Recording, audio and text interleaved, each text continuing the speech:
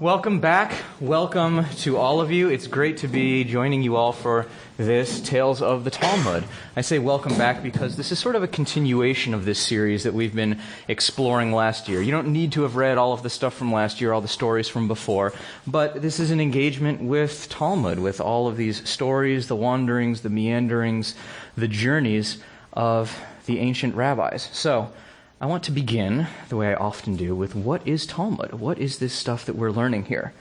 Well, so let's go all the way back. The Talmud consists of, it's essentially the first writings of Judaism, the first post-biblical writings of the Jewish people, the first serious collections of them. There are bits and pieces here and there, midrashim, but the Talmud is the really serious collection that comes together.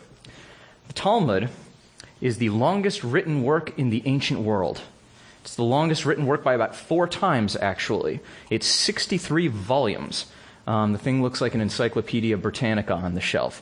The reason it's so long is that it contains all the dissenting opinions. It contains all of the disagreements. It contains everything with all of the rabbis arguing back and forth, this opinion, this unpopular piece.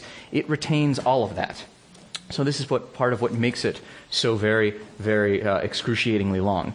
Now, the Talmud covers 2 essential genres of written work. The first is halakha. First is Jewish law. The project of the Talmud is trying to figure out how do you take everything that we get from the Bible, from the Hebrew Bible, the Tanakh, from the Torah, from all of those works, and actually translate it into something that's livable. How do you make sense of this and incorporate it and fold it into your life? So the Talmud is where we get really a lot of the roots of Jewish law and Jewish practice as we know it today. One famous example I can think of is that the Bible tells us to remember the Passover story and tell it to our children. Well, what does that mean, to remember it and tell it? How do you actually do that? What we get from the rabbis, in turn, is they say, oh, you do it with 4 cups of wine, and you tell these pieces of the story. So right from the very beginnings of the Talmud, we get the Passover Seder. So we have this commandment in the Torah to tell this story, and the rabbis, through this process of talking and arguing and discussing all of these pieces, they wind up communicating to us what we have today as the Passover Seder. I want to also say that there are 2 Talmuds. 2 Talmuds, really? Yes, there are 2 Talmuds. There is the Talmud Bavli, the Babylonian Talmud, and the Talmud Yerushalmi, the Jerusalem or Palestinian Talmud, as it's called sometimes. They have very, very similar material, but they reflect where Jews were during the time that they were written. There was a huge exilic community over in what is today Iraq, and parts of Iran, and they were the ones writing this Talmud Bavli, the Babylonian. And then there's this huge community in the Holy Land, in Israel, hence the Yerushalmi, the Jerusalem. They are in one another's stories. They go back and forth. A lot of them tell similar stories, but they do differ here and there. One of the big differences is that the Babylonian Talmud ultimately has a greater thumbprint of subsequent redactors and subsequent editors and people who are part of its process. So these are folks in the centuries later on who sort of went back and might be editing it for clarity or editing it to fit into their perspective. So on one hand, it's not as historically pure, you could say, as the Yerushalmi, but on the other hand, it's a lot more readable and understandable. So if you're trying to go back and get the real history and really get at the essence of what it was, you might look to the Yerushalmi here and there, but the one that's most commonly studied and read and in circulation is the Bavli. Now, when we're talking about timing, what are we talking about exactly?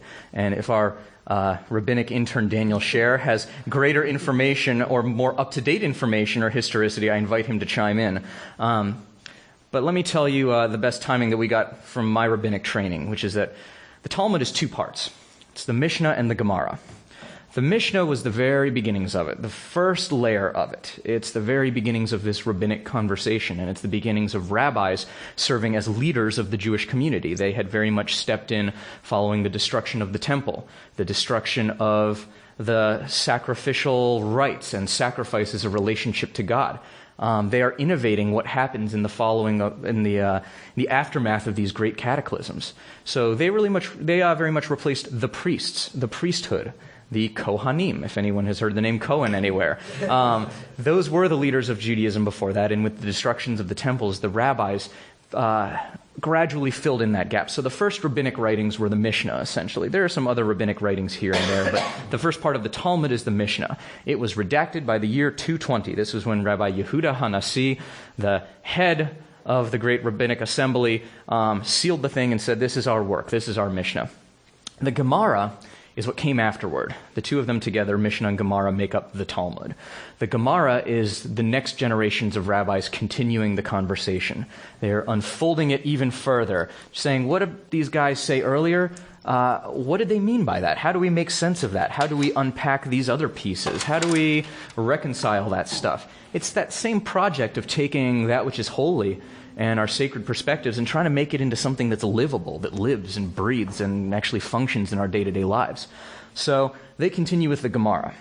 The tricky thing about the Gemara, and this is where I'm wondering if there's more up-to-date information, but we'll see what I have. The Gemara, it's not entirely clear when it was redacted, when it was finished, what that final layer, editorial layer, which we call the stam, that editorial layer, it's this sort of anonymous editorial voice that sort of says who it is we follow or what it is we do. We don't know exactly when that was grafted on. Probably 500, 600, 700 CE, somewhere in that ballpark. Does that sound about right? Seven seems to be a more agreed upon at this point. A little later, all right. And that's also the big difference with the Yerushalmi is that and the Bavli. Stam. Yes. That like, thank you. Why people like Bavli is it gives you an answer. Yes. And when you read the Yerushalmi, you might have to decide what you like better at the end. Right. This way, you don't have to make any decisions for yourself. The Bavli tells exactly what to do. Thank you. Now, I will say, just as an editorial note, that if you buy a volume of Talmud today, it will have a little line, it'll have a little note in the margin saying what the actual halakha is, what the actual Jewish law is. Because it's important to point out that Jewish law has actually changed from what's in the Talmud. The example of this I always give is Mevatel b'shishim. This idea that if you drop a drop of milk into a meat stew, as long as it's less than 1/60th of the total composition of the stew, still kosher. I don't think all that many Orthodox halachic authorities would necessarily go by that ruling. Kashrut has evolved over the centuries to actually be something that's more stringent. They didn't have separate kitchens in the time of the Talmud. So this is one example where subsequent authorities have taken the laws of the Talmud and actually changed them or made them more strict. There are places where it's become less strict too, but that's one of the prime examples I think about, is that the kinds of kashrut that we've seen get much more extreme and intensive. I would be happy to have that as a separate conversation, but that's just one piece of it. So we have all of the legal material, all of that stuff, and then we have Agadata. That's the other big genre of literature that's in the Talmud. Halakha is the law, Agadata are the stories. It's the legends, it's the wanderings, the meanderings, all of the rabbinic stuff, the discussion. Now, part of what's so crazy and somewhat confounding about the Talmud is that, has anyone ever heard it referred to as the oral Torah? Oh, yeah. Yeah, Mm-hmm. so that's something. So the reason it's called that was because it started as a series of conversations. These were living, breathing discussions and arguments and back and forth. And what's maddening about it is that sometimes it reads like that. Like it's a bunch of guys sitting around having this discussion about one thing and then it veers in a wildly different direction because somebody had a different idea about it. My favorite example of this is Rabbi Bar Kama, who, these are the strangest stories in the Talmud, where he goes on these mystical sea voyages and talks to demons and giants and all kinds of weird stuff. And it comes out in a section about laws for building boats. They're talking about, these are the laws for building a boat of this size with these dimensions, and this is how it goes. Oh, and here's a story about a guy who went on a boat one time. And they're off. So this is sort of the nature of it. It is a conversation in that way. And this is... The organization of that is what explains your Mishnah and then your Talmud with your Agadah, which is, if this first book of Mishnah is in the Talmud, it's not chapter 1 through 3. It's 2 lines from the Mishnah, 4 chapters of conversation and stories to explain those 2 lines. Next 2 lines from the Mishnah, a bunch of chapters. So instead of being a straight read, it's, here's a line, we don't understand this line, let's talk about this line. Side story about a guy and a sea monster. Okay, back to why we talked about that line. And it really is a conversation in that sense, and just see where it goes. It is a real back and forth in that sense. The whole thing to get each book. So You can't just read a chapter. This is before they had Facebook. that's before they had Facebook. So a piece of why we're not going too far into that conversation is that we're not actually opening the thing up in front of us. If you open the thing in front of you and you see these boxes of text with boxes of text around them, with boxes of text around that, you get a sense of that sort of discourse. But because we're working in handouts today, we're going to gloss over some of that specific detail. But it's true. These things very much are working in conversation with one another. And another thing I want to point out as part of that conversation, the rabbis play very fast and loose with time, with temporality. There's a piece, this line in Torah, Ein mukdam u'me'ochar b'Torah. There's no such thing as early or late in Torah. They're not concerned with history in the sense that we have it. They're not worried about linear timelines. We have records in the Talmud of conversations between rabbis, and we know that they could not have had this conversation because they didn't live within centuries of each other. And yet the Talmud's not worried about that. The Talmud is much more worried about the substance, the discussion, what comes out of the conversation. They're not so worried about beginning and end in this sense. History, as we have it in the Western sense, is a much later project. They're really there for the discourse. And so that's where we are. That's where I sit with all of you today, inviting you to the discourse. You all get a seat at the table with all of them now. Welcome to the conversation. Any questions before we get into... Question about Yeah. the rabbi. Yeah. I shouldn't say obviously. I assume there were no rabbinical schools. So Mm-hmm. how did somebody get to be a rabbi? How did you become a rabbi back then? That's a great question, actually, because there weren't rabbinical seminaries. It seems that in many ways it was dynastic, in that a student might become apprenticed to another rabbi and then they might be declared a rabbi. Or there even might be schools, you might not call them rabbinical seminaries in the same way, but for instance, Hillel and Shammai, two famous of the earliest of some of these rabbis, they both had established schools and they disagreed with each other vehemently, but it seems that each one of them had a whole bunch of students, and oftentimes they will identify themselves as being a student of so-and-so rabbi.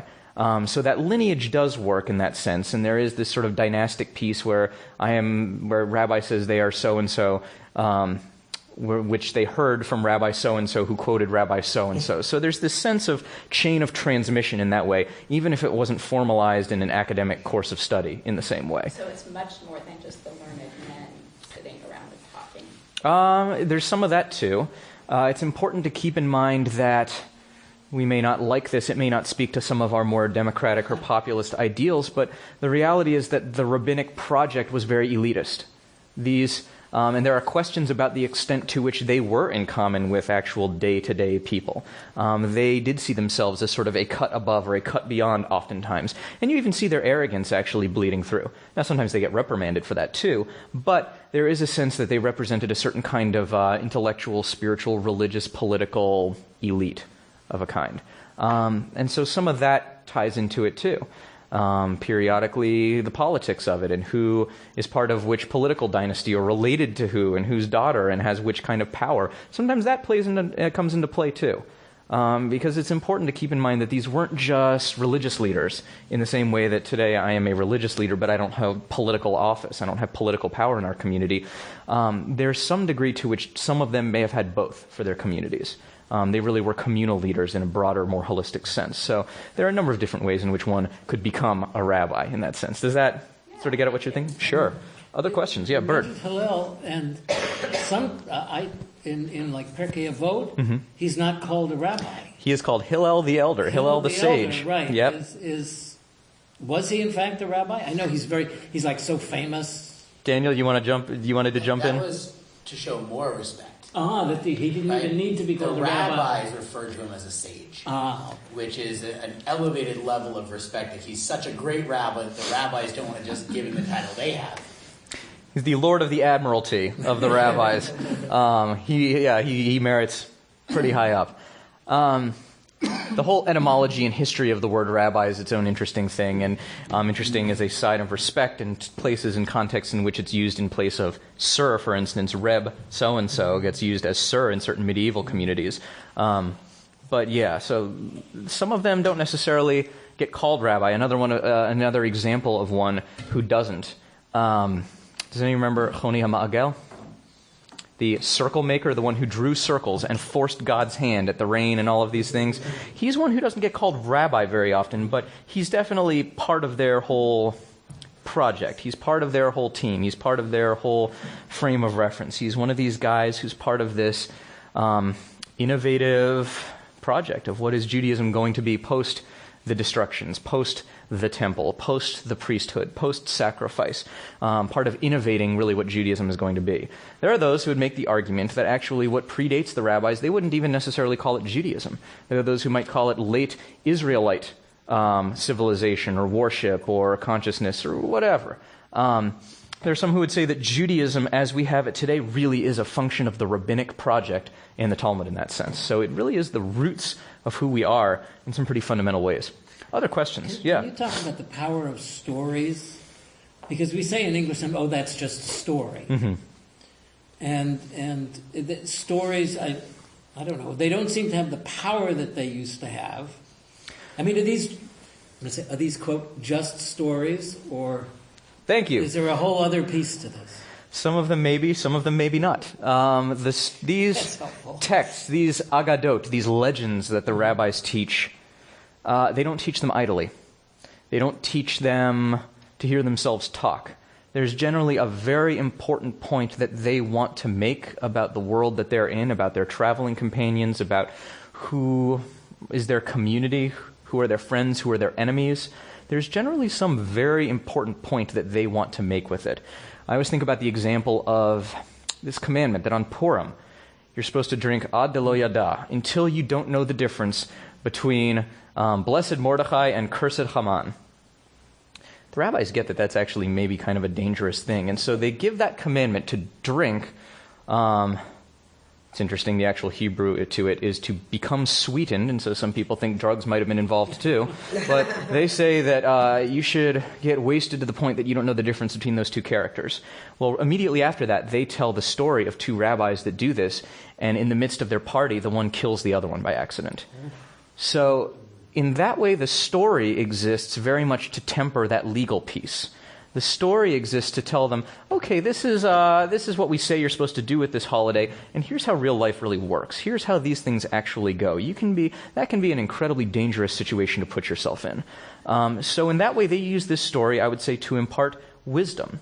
So rather than just stories, I might even suggest that what we're looking at is wisdom literature, which I would say carries a greater sort of weight than story, as it were, like bedtime story. And as we've seen in these are not necessarily easy or upbeat or inspiring stories. Some of them get dark. Some of them deal with some of the uglinesses and the darknesses of their reality, some of these destructions. We saw the martyrdom of Rabbi Akiva in one of our previous sessions as this wonderful uplifted figure who taught such wonderful Torah, and he was slaughtered in a very vicious and explicit way by the Romans, and they are trying to weigh that reality in this. So it's not necessarily just sort of fables that have a happy ending. It's not stuff that you would necessarily teach in Hebrew school either.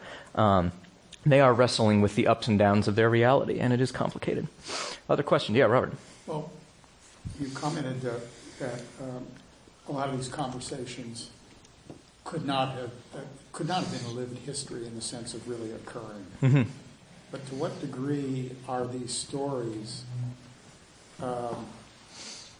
constructed later sort of mythically, or were they to some degree really lived, real discussions that might not have been contemporaneous? So you see the imprint of later. To what extent are these edited over time, these stories, or to what extent is this sort of verbatim telling of it? First of all, some of what happens is fantastical. And second, we also see other people commenting later on about the stories. There's a great example in that story about the oven of Achnai, that snake oven where all these things happen. And one of the things that happen is they say that Rabbi Eliezer says, if the halacha agrees with me, let this carob tree prove it. And this carob tree uproots itself and walks down the road. Some say 100 cubits, some say 400 cubits. There you have an example of both all in one story. You have something fantastical happening that's hard to imagine it really happened, and you can tell it sounds like these guys are all sitting around a desk or a campfire or something. I heard it was 100. No, I heard it was 400, man. You get that sense that they're sort of telling and retelling it. And you get the sense that it's sort of playing out over generations in that sense. So So my answer is yes. That's definitely part of the story. Did you want to jump in? Ways of respect, right? If the story, when someone who I truly and profoundly respect says, I have a story for you, the last thing I'm thinking is Goldilocks and the Three Bears. Right? I'm thinking whatever they tell me right now is going to have significant truth to it. Mm-hmm. Not fact, truth. Yeah. So it's the same way with the Talmud. These rabbis have so much respect for each other that whether or not it is chronologically possible, or if it's obvious it's a story, or if it might be a real historical moment, everything they write down, they have a respect for the other person writing it, and therefore they're all supposed to convey truths. Perfect. That's why, just like they're not concerned with time, they're not concerned with factuality in the same way. Right. They're concerned with the truths they convey. With the truths and the memories. Hard thing for people today, but for them it was very simple. Yeah. Truth and facts were different. Well, also today we have so many more stories. Yes. How many stories are we exposed to every day? How many television channels have so many stories every day? The internet, books, magazines. Way back then, I don't know that there were that many stories. And the ones that there were probably had more power. I also think about TV shows. If there's a TV show made by some people who I knew made a TV show that I really liked, I'm much more likely to go watch that next TV show. It's a little bit like that with them, that they respect one another and the ones who came before them. And so they are very interested in telling and conveying and transmitting these stories as their wisdom and the substance and the fabric of their lives and their journeys. Other questions? Let me take a couple more, and then I want to get into our story here today. Yeah, go ahead. Just quickly. Yeah. Obviously all these stories and these different directions and different opinions. For it to be unbiased, was there a scribe? Because if one person was writing down the story, would he not pen it to be his, go his direction? Or was somebody actually... So this gets back to it being the oral Torah. It didn't start out even as a written piece. It started out as a series of conversations. It started out as this whole meandering thing. And only later on did a handful of people, did numerous people in Bavel, in Yerushalayim, these people in these places think, maybe we should be taking some of this down. And so that's why by the time they're writing it down, there are even different tellings of it. So it wasn't even written down initially. Wasn't there a debate as to whether it should be written down at all? There is a piece about a debate over whether this should be recorded in this way. So that question of writing is an interesting one. But it didn't happen. Yes. Precisely. The game of telephone. And we do get different tellings of different stories in the Yerushalmi and the Bavli. We get different tellings of the same story within the same story, as I mentioned. Some said 100, some said 400. So I think it does reflect the orality of it. Go ahead, question. I just think it was interesting, the fact versus truth. That just when you said it's different, it's not that different. We're still thinking about fact versus truth all the time. So I don't think that CNN could have been there to cover the conversation. Right. They're not those kinds of conversations. I mean, the sort of intellectual history of, post-Enlightenment historicity of things, this is not a conversation they're really part of. They're interested in the transmission of ideas and wisdom and tradition and their truths as they know it. But the idea of sort of cold, hard fact as we have it today, I think that's not something that they're necessarily dealing in. I think that's what we have now. It's an interesting comment about are we dealing in truth versus fact.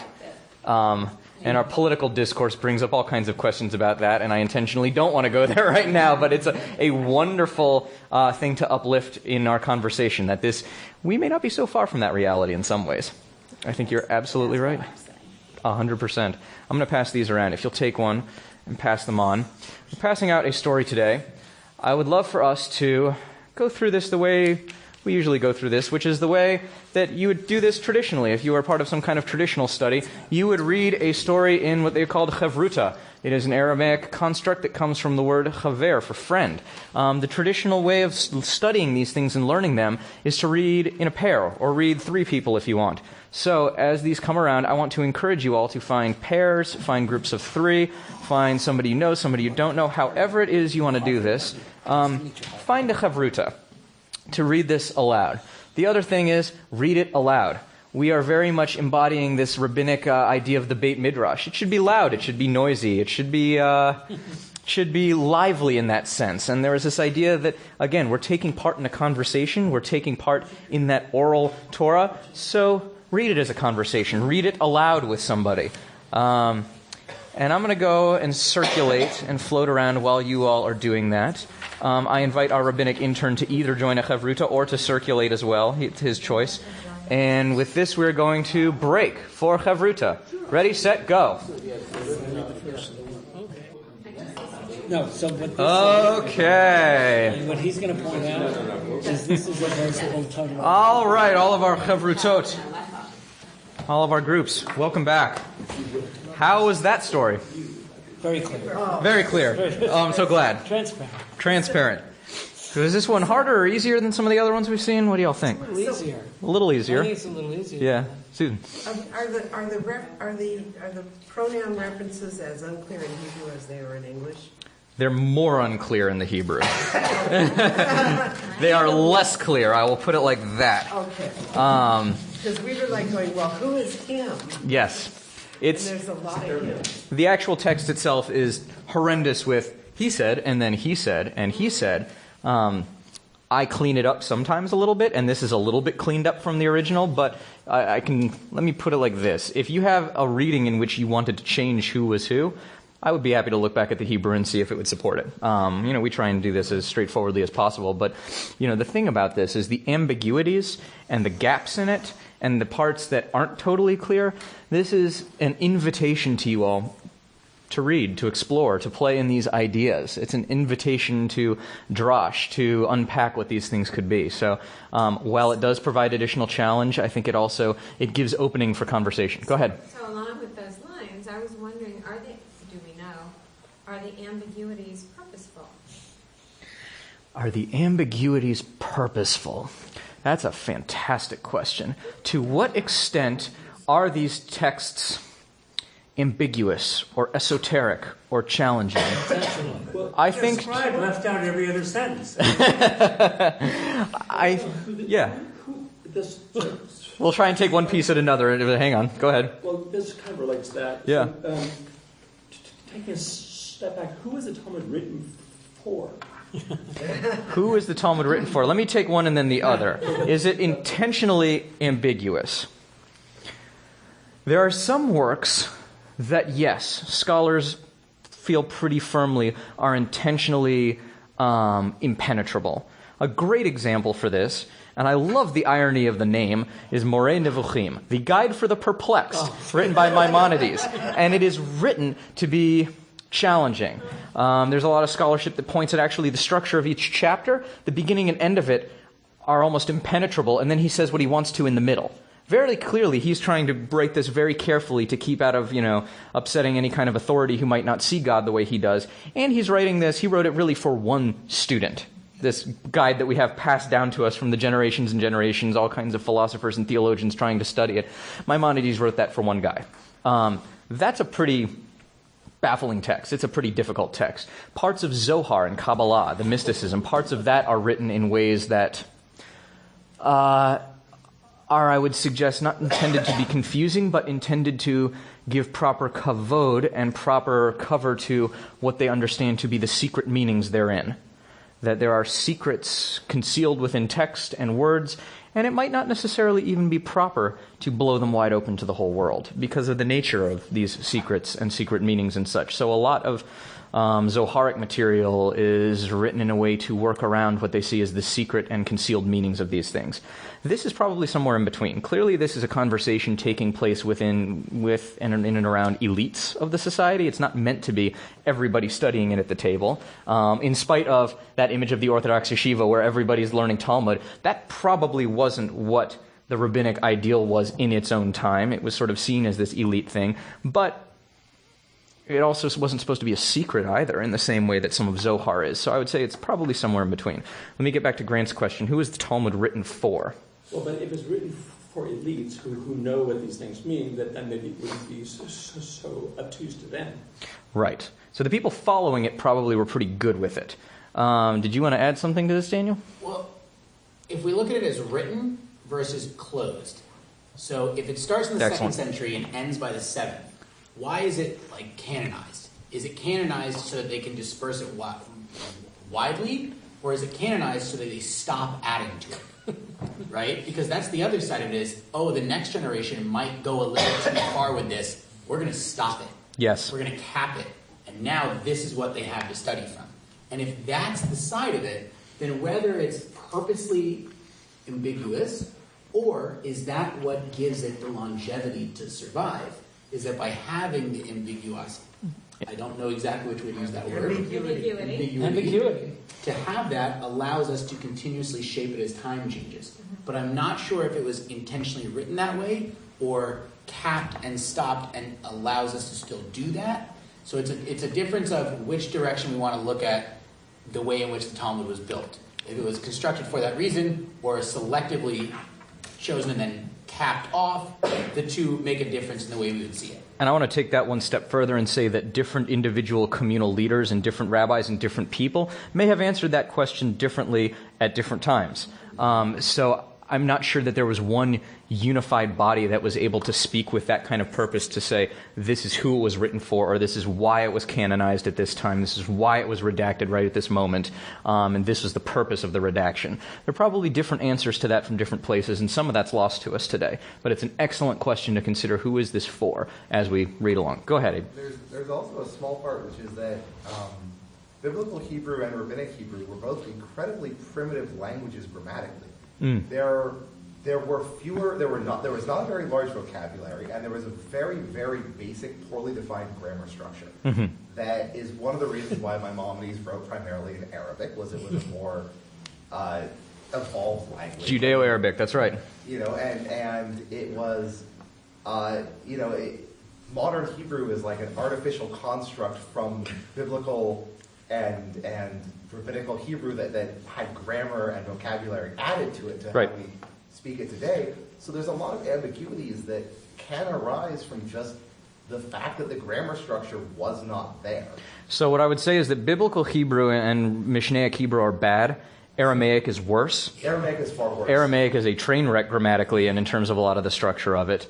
The only other piece I want to put into the mix is that systematic grammatical approach to Hebrew isn't purely modern. The first guy to do it and to engage in it deeply was Ibn Ezra in the 1400s, and he did so out of, you're exactly right, Arabic. This is a guy who was versant in Arabic and saw the way in which it was formalized and structured, and he just took that and retrojected that onto Hebrew. Yeah. So the kinds of systematization we have of Hebrew today, we inherit from Ibn Ezra, and then later on from Ben Yehuda, who was basically the architect of Hebrew as a modern language. But this stuff, that ambiguity is a function of the orality of it, and you could say that the grammar structure is not what it is today. Go ahead, Mike. I would like to know when I can ask what the second paragraph has to do with the rest of the piece of paper. Momentarily, we're going to start going through this in a close reading together. But I heard a third. You could delete that sentence and all the rest of this fits with all this intentional ambiguity and it tells a story. And that one, I'm staring at and wondering if those people were hiding in the cave. Hold on a second, Mike. We'll get there. Bert, you have one last, and then I want to get into the story. I wanted to add to what Daniel said. Yeah. If this were really straightforward, then it would be communication in only one direction. It would be the Talmud talking to us and us kind of like absorbing it. Receiving it directly. But the ambiguity really makes it a conversation between us and our brains and the text. And I think the same thing is true with Torah as well. And I think someone said, I would totally agree, if they were straightforward, we wouldn't be here still talking about them today. It would be like an instruction manual. But it's not. Beautifully spoken. It's meant to be chewed on. Yes. And related to. And like you say, it's a conversation. It's an enterprise of dealing with it and embracing it, not just sitting and mutely listening. Beautifully spoken, Bert. Y'all are not here to be passive receptacles of some kind of truth I am offering from on high. You all have a seat at the table. You all are part of this rabbinic discussion. This is the point of doing this 100%, is that you all are partners in this dialogue that's been going on for 2,000 years now. Beautifully spoken. I appreciate your bringing that to us. So, with that as our kavanah, with that as our intentionality, let's do it. Who wants to read? Rabbi Yochanan ben Levi met Elijah while he was standing at the entrance of the cave of Rabbi Shimon bar Yochai. All right, let's stop there. Anybody remember that story? Refresh us on that story. What happens in that story? I don't remember the exact details, but it took place sort of north of Spot in some caves in this beautiful canyon that I hiked through. Mount Meron. It was gorgeous, absolutely beautiful. Except it was raining the whole time. And snowing when we were further up in Golan. That was not what I expected in Israel. But there was a rabbi, and I believe his son was with him. Shimon bar Yochai, yep. And I don't remember why they went to the cave. They went to the cave for some extended period of time. They went in these all-white, pure white robes of the finest wool that was beaten in the mills in the area. They were buried. They buried themselves up to their heads. Yeah, in these pure white robes. And then after some period of time, they unburied themselves and came out because they were hoping that something would have changed and were very disappointed that the world outside hadn't changed and caused some great mystical destruction, and then went back into the cave, buried themselves again for a period of time, came back out, at which point Bar Yochai was still causing destruction, but his son was healing the damage caused.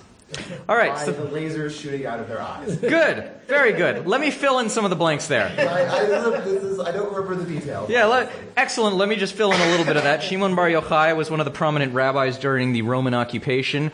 Word had gotten back that he was speaking poorly of the Roman administration, and so they put a bounty out on him. And so to avoid this bounty, he and his son hid in this cave for years and years and years, and all they did was study Torah. To avoid wearing out their fine robes, they actually disrobed and buried themselves nude up to their heads and just studied Torah as these two hot talking heads. And there was this mystical carob tree that gave them food and water and so forth. They came out of the cave, and there was a guy collecting wood for Shabbat. And they were so incensed that somebody was not studying Torah but was actually doing some mundane piece of labor that everything that Shimon bar Yochai cast his eyes upon burst into flames. And God said, "Really? I brought you out of the cave for that?" And tells him to go back in the cave. And so he has this period of sort of a purgatory before he is allowed to come back out. Shimon bar Yochai, while he is sort of the mystic par excellence, the rabbis hold that the Zohar, the Kabbalah, was written as a dialogue between Shimon bar Yochai and Elijah the prophet. We know that that's probably not historically the case. But he's both the mystic par excellence, and he's also this kind of zealot, this kind of fanatic. He very much represents the pious Haredi impulse to sequester yourself off from the modern world and the concerns of it, to only do Torah. And his story also gives us some about the dangers of that. So, the cave of Shimon bar Yochai, all of this crazy stuff is going on. And Elijah, by the way, when we come back, Elijah is the one who says in the first place, "Oh, hey, I heard that the Roman decree isn't so bad. Maybe the two of them can come out now," sort of saying that at the door of the cave, suggesting to Shimon bar Yochai and his son that they can come out. But Elijah lived hundreds of years earlier. Okay, who is Elijah? That's a great question, too. Elijah, we first get him in the Bible. Elijah, my Rav Steve Sager teaches, is in some ways the consummate reconstructionist. If Judaism is this evolving religious civilization that changes in every era, as Mordechai Kaplan teaches us, Elijah is there for the ride in every single era. In the Bible, Elijah is this prophet and a slayer of false prophets. He kills 400 of them in a valley by his own hand. He is a severe guy, a zealot. Elijah also tough dude. Elijah also doesn't die, curiously enough. Elijah ascends to heaven in a fiery chariot. Well, what happens then with Elijah? Well, for the rabbis, Elijah is something of a traveling companion. He comes and he hangs out. The stranger on the street sometimes turns out to be Elijah. You never know what form Elijah is going to take and who is going to be Elijah for you in your journey. But he's something of a companion and an intermediary between the rabbis and their conversations and their journeys and God. Sometimes when the rabbis don't know what's going on, they'll ask Elijah, "What does God think of this?" And Elijah will tell them, "God was laughing." This comes up in the oven of Achnai, exactly. Elijah becomes this intermediary, but he's something of a mystical companion to the rabbis in their journeys. And, weirdly enough, Elijah's still around. Every Seder. Every single Seder. It was a no-show, right? Well, you open the door, and somebody's grandfather slugs back the Manischewitz, hey, look, Elijah's cup is empty now. That was what happened in my Passover Seder at least every year. We open the door for Elijah and let Elijah into our lives too. This is not somebody who's disappeared into the sands of time of Jewish reality. Elijah's present with us. I have heard in Israeli Seders, I worked with an Israeli shaliach at Delaware Hillel, and he used to do this at our Hillel Seders. In Israel, apparently, there's a tradition of Elijah is some male family member in a fake beard who brings presents and comes in and gives everybody presents at Passover. So this Israeli shaliach, yes, and he was a large guy. He came in with his fake beard and his bag of presents to give everybody, and these Hillel students were just totally mystified. What on earth is the shaliach doing? What on earth is this guy doing? But yeah, Elijah lives. Elijah continues to wander in and out of our journeys. I would say even more frequently than Passover, every Saturday night when we end Shabbat, we sing this song during Havdalah. Eliyahu, yep. And at every bris. And at every bris as well. That's right. Elijah. The chair of Elijah. Thank you. That's right. He was concerned with whether or not the Jews were keeping the commandments. So God says to Elijah, fine. And you get to go to every single Brit Milah for the rest of forever and make sure they do it. Yashikoch, absolutely. Elijah remains with us with some regularity. So that's just a few words on Elijah. And Shimon Bar Yochai. Let's keep going. Go ahead, Susan. You can finish out this paragraph. We're coming to Mike's question. So he asks Elijah, do I have a place in the world to come? And Elijah replies, if the master desires it. Okay. Any other questions from just that much before we get into Mike's big question? Yeah. Abe, go ahead. Abe and then Mike and then Jill. Okay. What does he mean exactly by the world to come? Is he talking of This was Grant's question too. Or is he talking an afterlife? Because as I understood it, there wasn't really like a corporeal afterlife in traditional Judaism at that time, the way that sort of the Christian afterlife is presented. Correct. But there was a very definite post-messianic existence. Correct. There is a heaven of sorts, but it's definitely not the Christian one. The rabbis talk a lot about this sort of afterlife as olam haba, the world to come. We hear this a lot. It doesn't get sketched out all that fully until Sadia Gaon in the year 900 something. Daniel, when's Sadia Gaon? Do you know off the top of your head? Yeah, 1,000. 900 something? Yeah, okay. So afterlife doesn't totally get sketched out in a big way. Yeah, until Sadia Gaon. So what they're dealing in is this idea that there is some kind of the spirit, the neshama, there is life beyond the corporeality of this body, but they haven't totally fleshed out exactly what it is yet, no pun intended. There is something of, there's a hell, but it's not like the Christian construct, because they talk about the pit, Sheol, oblivion. They even have Gehinom by this time too, which is a sort of purgatory that souls wind up in order to render them fit for Olam Haba, for the world to come. But what exactly is Olam Haba? It's a little amorphous right now, but it's a great question to sort of dwell with.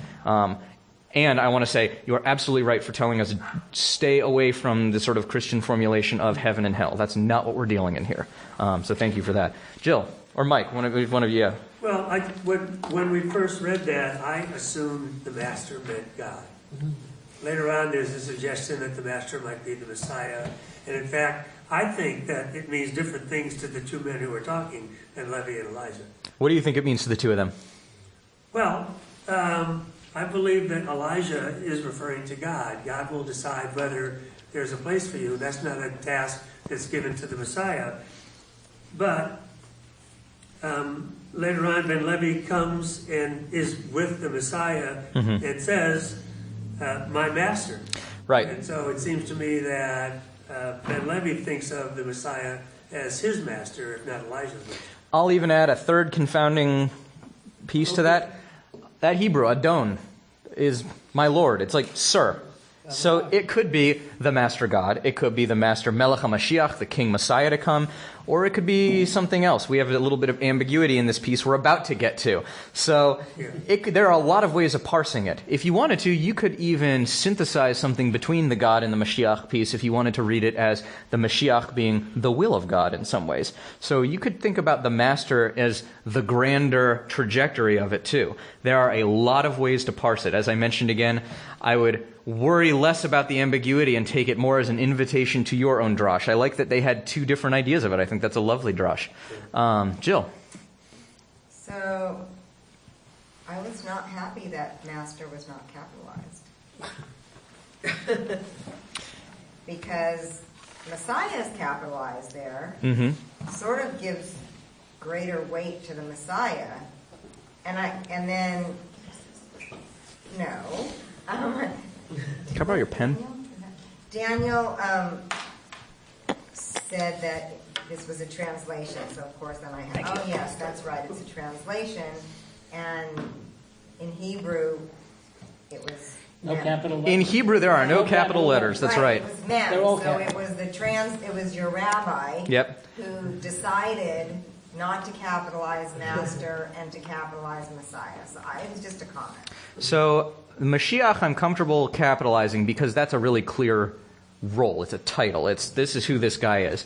This Master here, I'm gonna for this group, I will ask Rabbi Sager why it was he didn't capitalize Master, because I don't know the answer to it.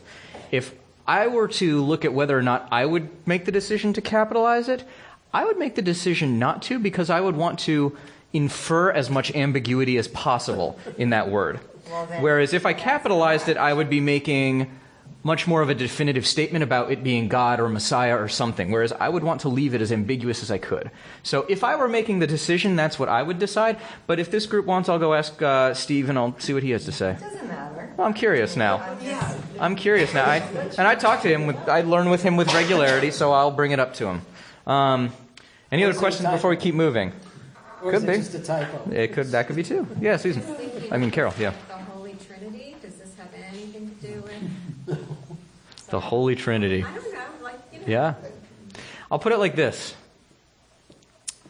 That's not an active conversation that the rabbis would be having about this, and yet there would have been some consciousness about Christian messianism in reality. Now, Christian theology, any of y'all are welcome to disagree with me here. I would suggest that Christianity doesn't really emerge into its own as its own distinct and separate religion with its own distinct and separate faith tradition until the Council of Nicaea in 380-something, 360-something, where all of these early church fathers all get together and they have a lot of different Christian beliefs and theological ideas and what Jesus is or is not or whatever. They actually sit down and hash it all out about this is what Christianity is going to be. And until then, I think that there's enough that's loose and amorphous, and I think that the way we have some historical evidence of Christian early church fathers going into rabbis or going into what were early synagogues and debating with them, and them having enough of a common language that they could have a theological debate about that whole thing, that it's not clear. I might suggest that Christianity as its own separate, distinct faith tradition probably comes out of the Council of Nicaea, that what's happening at this point, if it's any earlier, is amorphous. There's probably some awareness of some of these things, but it's probably not directly part of the conversation. So it's an interesting thing. I would suggest keep it on the back burner while you read this. Keep it in the back of your lens while you're reading over this stuff. Yeah.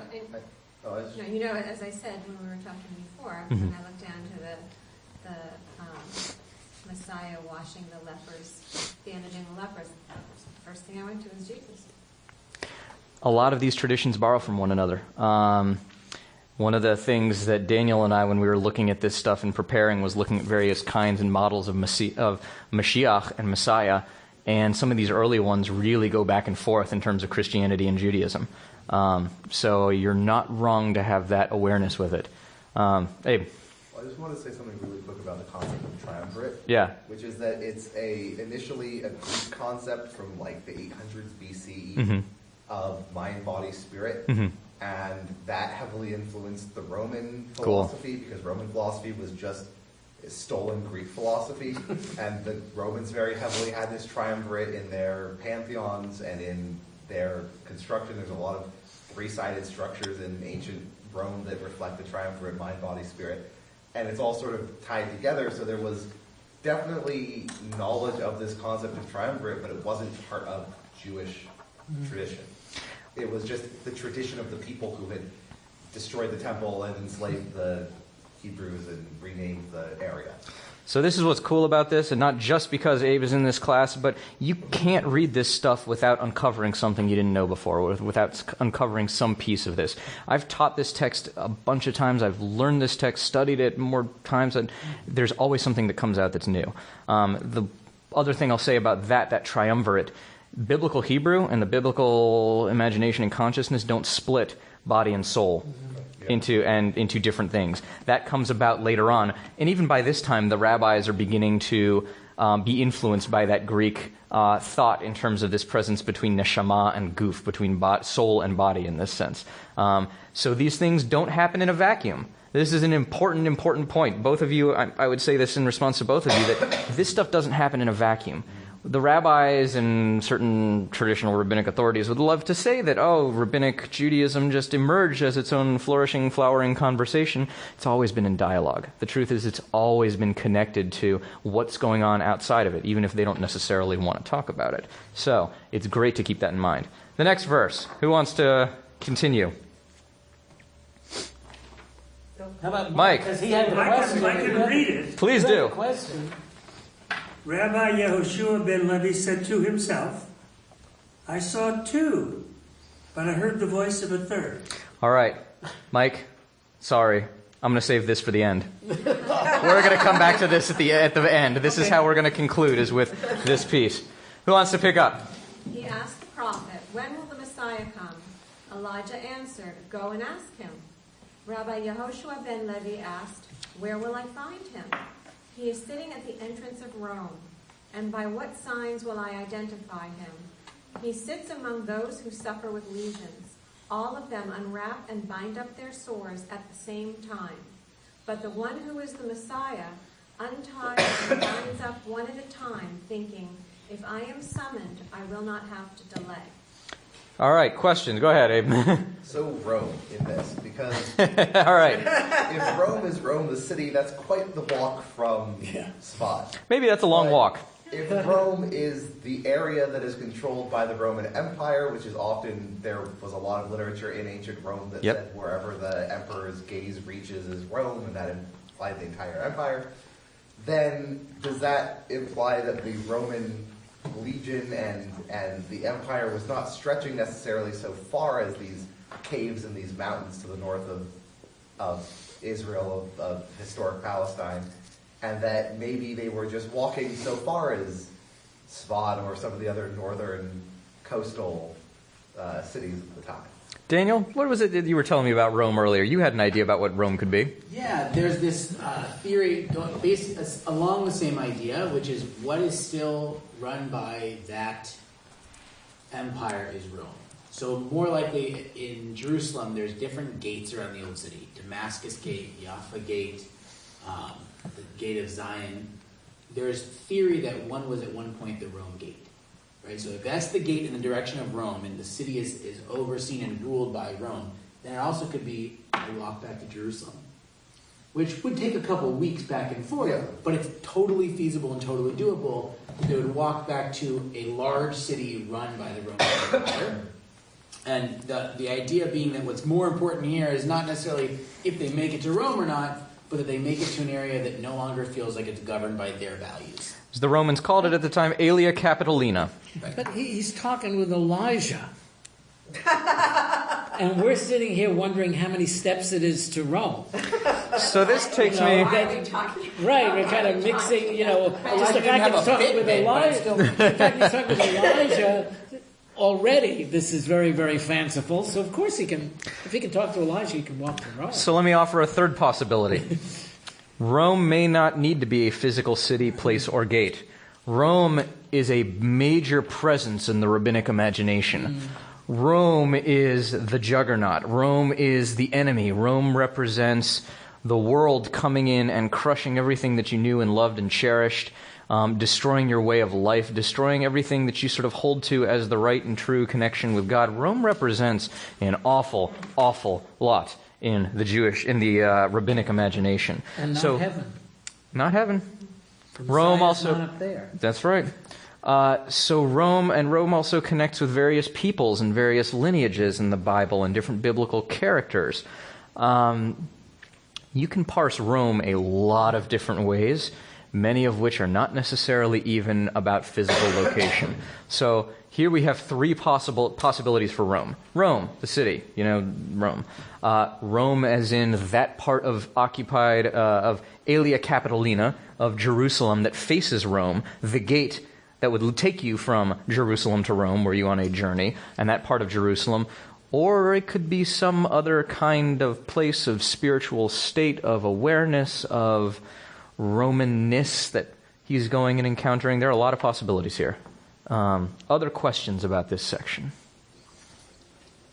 I thought of Mother Teresa. Interesting. When I read this, that was the first thing I thought of, is somebody just sitting. And the other thing is, when we think of the Mashiach, okay, you think like of some regal, Melech HaMashiach, the King Messiah. The King Messiah. You think of somebody very strong, very special in great robes and all that. And here it's like sitting at the outskirts of the city with the lepers. What does Mashiach mean? Anyone know? Literally, the Hebrew word Mashiach means anointed. Traditionally, you would coronate a king with oil, like anointing them with oil. So Mashiach is the one who is anointed. Now here's another funny little piece about Mashiach. There are multiple Mashiachim, I suppose would be the Hebrew, messiahs in the Hebrew Bible. King Cyrus, for instance, is identified as a Mashiach. King Cyrus is the one after the first temple is destroyed and the Jews are sent into exile in Babylonia. King Cyrus of the Persians conquers the Babylonians and says to the Jews, you can return to the land and build your temple again. They go back and they build the second temple, and Divrei Yamim, the book of Chronicles, identifies King Cyrus as Mashiach. Mashiach, yes, the Greek translation of it is Christos, but it's not the Christian concept of the Messiah. What we're looking at is somebody who gets activated for a certain kind of purpose and to affect a certain kind of reality. We talked a little bit about this with this group, this Chavruta, about what does it mean for the Mashiach to come if the Mashiach is already there doing this stuff. Well, part of it's about the Mashiach being activated to in some way usher in the Messianic age. There's a rabbinic tradition that talks about the Lamed Vav, the 36 righteous people in every generation who, if the conditions were somehow to be met for the coming of the Messiah, one of them would be tapped to become the Mashiach and to arrive and to usher in the Messianic age. So it seems like Mashiach is there waiting and is even aware of their status as Mashiach, but hasn't been tapped, hasn't been activated just yet.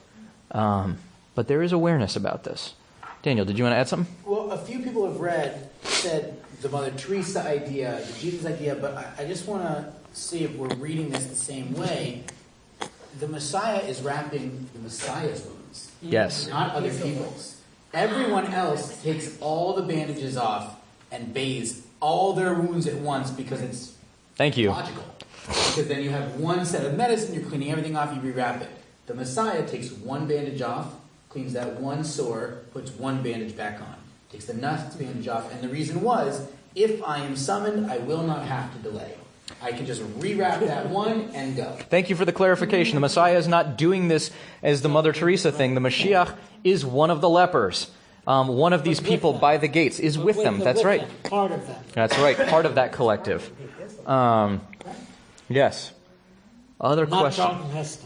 Does that change it? Thanks, Bert. Yeah, that significantly changes my reading of it because I interpreted it the other way of that he was caring for them. With being among the lepers, not him being one of the lepers. Yes. Yeah. Which we do because of our conceptions of what Messiah does. We all have this very hardwired Christian idea that the Messiah is out serving people and serving the poor and giving and all of this stuff. We've sort of got it culturally ingrained. The Messiah is sort of, in the rabbinic imagination, is waiting to be activated right now, but isn't necessarily out there being the most pious amongst us. Not to say he's a bad guy, but it's a different conception that we're holding. But he knows. But he knows, that's right, he seems to be aware of this. Well, and also he's not expecting a long, he's not expecting it to be 100 years or 1,000 years before he shows up. He's got to be ready to move. They're waiting on... And he doesn't decide when. You pointed earlier that there were multiple personages. Yes. So who's going to viewed as acting in this way? We're going to cover that another time. But yes. Yeah, no, absolutely. Let's keep going. You're absolutely right, Robert, that it is...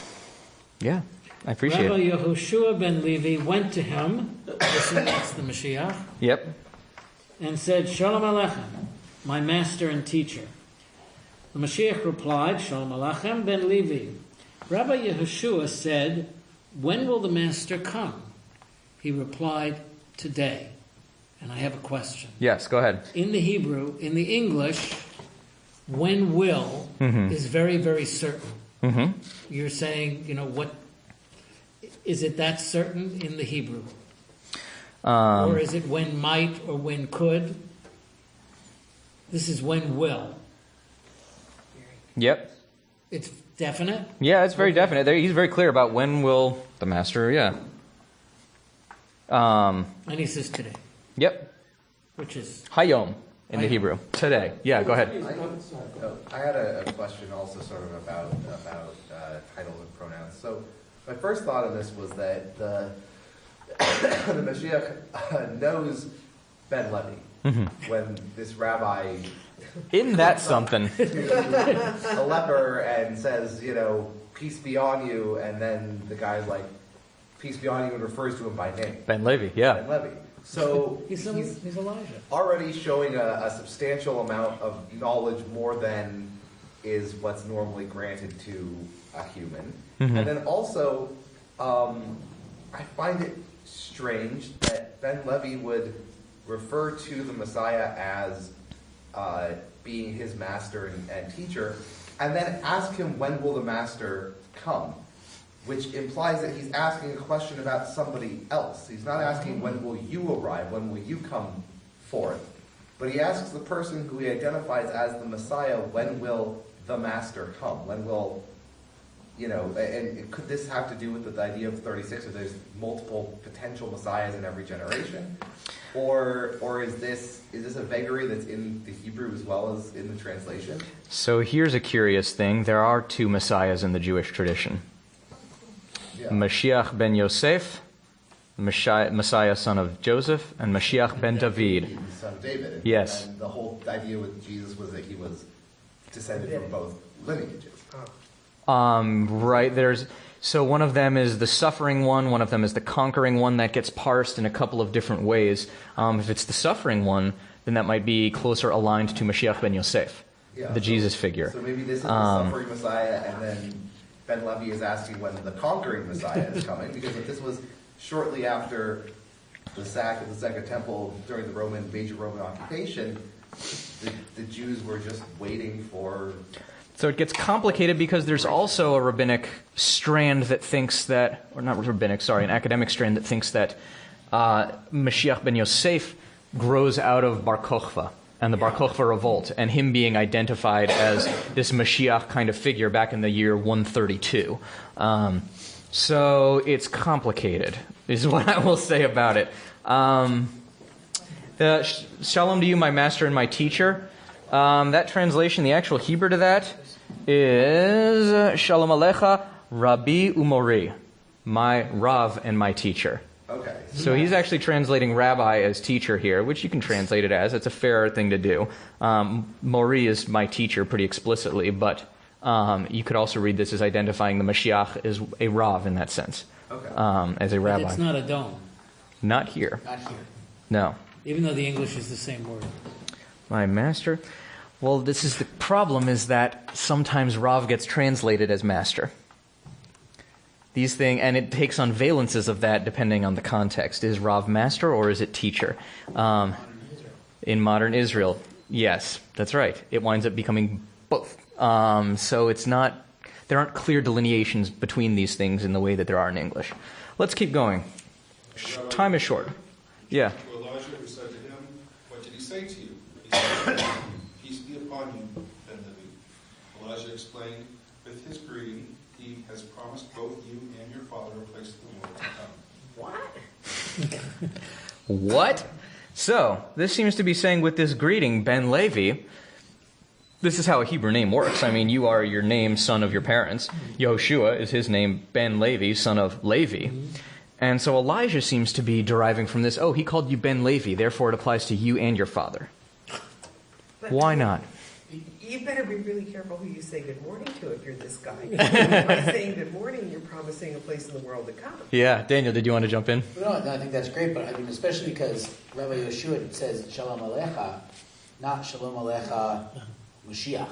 Yeah. Right? He doesn't address a name. Yeah. So by the Mashiach specifically giving him a name, Shalom Alecha Ben Levi, he is pointing out Shalom Alecha is more than just vague. It's a little bit more focused. But I think the only reason you can even take that is because one sentence before you hear Shalom Alecha without that name. Mm-hmm. Right? So sometimes they try to be specific by showing you multiple options. But you're right, this does feel a lot like good morning, and then you have a lot of pressure to make sure your morning's good. If not, uh-oh. Beautiful. Other questions? Grant, did you have a question from a moment ago? Okay. Yeah, there's a lot that gets inferred from these things. And this gets back to the way in which the rabbis, and certainly later on the Kabbalists, so much of their work is predicated on this idea that there are secret meanings to these things, and secret meanings to individual words. And the Kabbalists take it a step further, that there are secret meanings in individual letters that are there for us to find. This is how the Torah becomes such a multi-layered and multifaceted thing to read.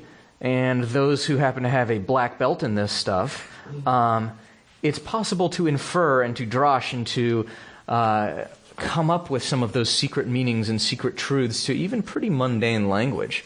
It's pretty remarkable to see, and this is an example of that sort of par excellence that, hey, peace be upon you, Ben-Levi. Oh, that means you're good to go in the world to come. Wow. And your dad. Yes, and your father, that's right. But I think it speaks to sort of some of that grand theme within it about the secret meanings thereof. Somebody want to finish it up for us? Rabbi Yehoshua ben Levi said, "But he lied to me, saying, 'Today I will come,' but he has not come." Elijah replied, he was quoting a verse. "This is what he said to you. Today, if you will listen to his voice." Okay. So, that comes from Psalms, and it has nothing to do with the Messiah. This is another piece about the rabbinic project. To underscore their points, to reinforce what it is they have to say, they will pluck some line of Torah or some line of Hebrew Bible, and they're happy to take it totally out of context because these are holy words. Every word in the Bible, every word in the Torah means something. So if they can find some piece, some line that proves their point, they're happy to take it right out, and they're not bothered if the context is completely different. The context happens to have a certain kind of connection to it. It's all about the people being stiff-necked and stubborn, and God telling them, if you would only listen to me, things will be great. It's very much, it's high Hebrew poetry, this kind of psalm material. Yeah, Mike. Yeah, well, I mean, taken literally, yes, he will come to you today if you believe in him and catch the feeling. Or in the Star Wars era, if the Force becomes upon you. Yeah. That's what it says. Yeah, he comes today spiritually. If he's activated. I'm not coming. He's coming. If you believe. So here's the thing. I'm glad you took it into the Star Wars era, because let's take it into today in the last few minutes. This is still a living, breathing thing. There are people waiting right now for Mashiach to come, to change and overhaul the world. There are those who would wait for a third temple. If you ever see a lot of those ultra-Orthodox Jews who are against Israel, who are anti-Zionist, the reason they are is because of this. They don't believe that we should have built this Jewish state without the Mashiach coming and ushering this in. They think we've done it all out of order, essentially, and therefore it must be false and fake and wrong. In New York, they used to have beepers. People could, the Orthodox, you could buy a beeper, and so that when the Mashiach came, they would send out a do it on a page. Who knows what this Hebrew word is down at the bottom? We can read a little Hebrew. It's Mashiach. Mashiach. Do you know who this guy is? Is that Schneerson? That's Schneerson. So there are those today. There have been all kinds of different moments of thinking this person or that is Mashiach. The most up-to-date ones of these, this says, Yehihi will live, Adonenu, our Rabbi, our teacher, and our Lord, or our Master, Melech HaMashiach, King Messiah, Le'olam Va'ed, forever. There are even groups who think that the Lubavitcher Rebbe of Chabad was actually the Messiah and did not even die. There is an interesting history of all kinds of messianic figures. Shabbatai Tzvi, this sort of Turkish messianic mystical figure, comes to mind, who did all kinds of strange and populist things and really upended a lot of rabbinic Judaism in his own era. The messianic thing is, as we see in Bar Kochva, it can even be dangerous.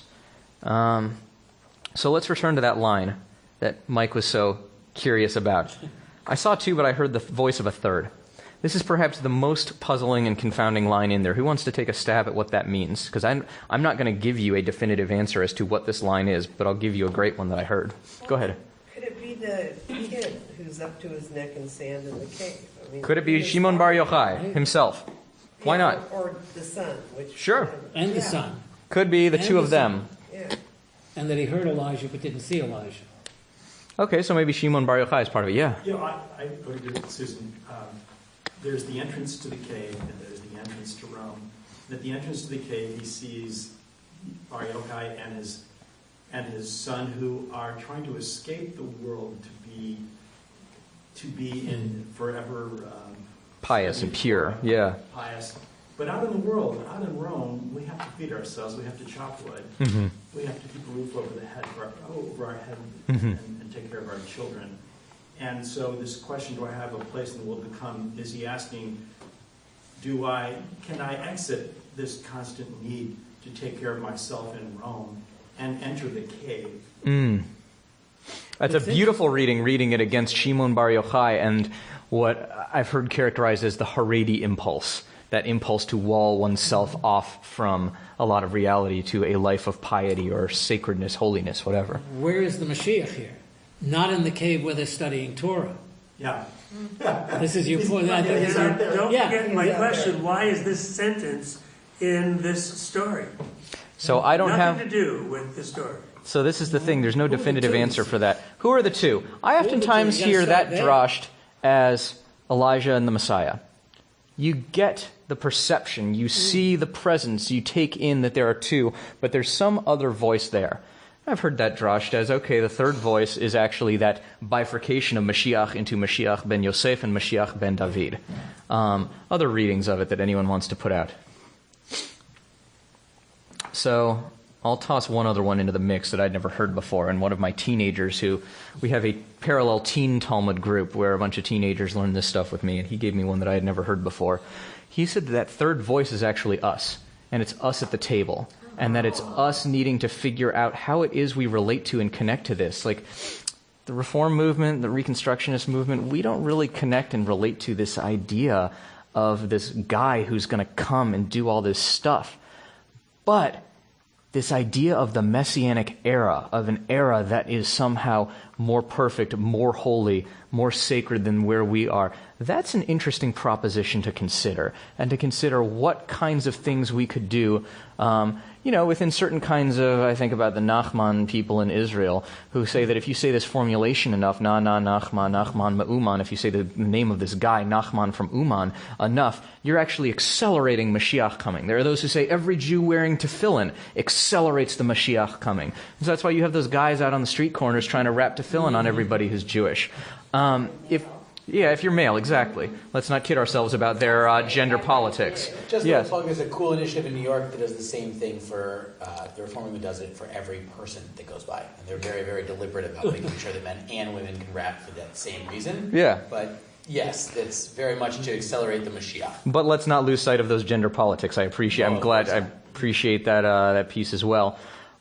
But if we took that seriously, that there might be something we could do in our world to accelerate a messianic era, to bring about an era that is more holy, more sacred, more closely reflects our ideals of a time where we are connected truly to God, to holiness, that becomes a very interesting imperative. It becomes a very interesting calling. And that was what this high schooler, this is what Nathan Goldenberg had to say about it. He said, oh, that's who the voice is, that Yoshua ben Levi is listening to Elijah, who telescopes through the generations. He's listening to Mashiach, another thing that telescopes through the generation.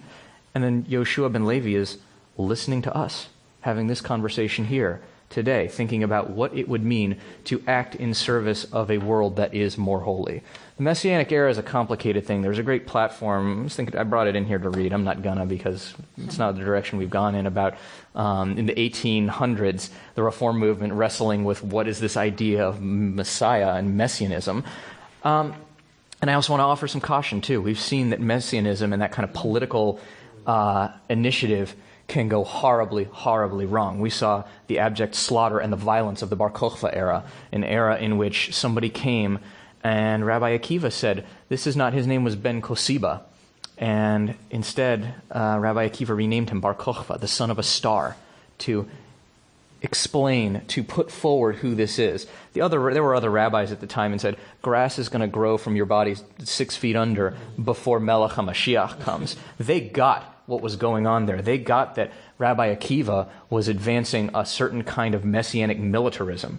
This is Messiah in favor, in service of, in being deployed to insurrection, violence. Is there a relation between the word Mashiach and Meshuggah? Not that I know of. The Nun and the Gimel in there, I don't think take us to Mashiach. But it's funny, but it's not a bad question to ask, because when you get to the edges of this, there are those that can fall into things that look a little bit crazy. If you look back at the Shabbatai Tzvi movement, that gets a little violent, and it also gets crazy in ways that are undeniable. So to parse what is Mashiach and what's our place relative to it, how are we in dialogue with that as an idea or an ideal or a value, I think that's a really important question, even while we grapple with the dangers of some of that political or martial reality of deploying Mashiach in favor of one political cause or one effort or one violent move or another. Mashiach is an incredibly complex, incredibly powerful, and can be a dangerous thing. But I'll put it like this. If I'm going to read this story the way that Nathan Goldenberg did, I think that we are in some ways called to this conversation about, even if we're not trying to anoint someone as Mashiach, what does it mean to have our efforts and our lives and our work be advancing a messianic age? What would it mean for our efforts in taking care of people who are in need in our own community, serving those who are in need, taking care of people? What would it mean for all of that if we looked at it a little bit like some of the Orthodox and said, okay, we're actually trying to tilt the needle on this whole world? It's an interesting question to hold. What would that look like? And what even do we think Messianism, the Messianic era means, even if we don't hold this figure of a Mashiach coming?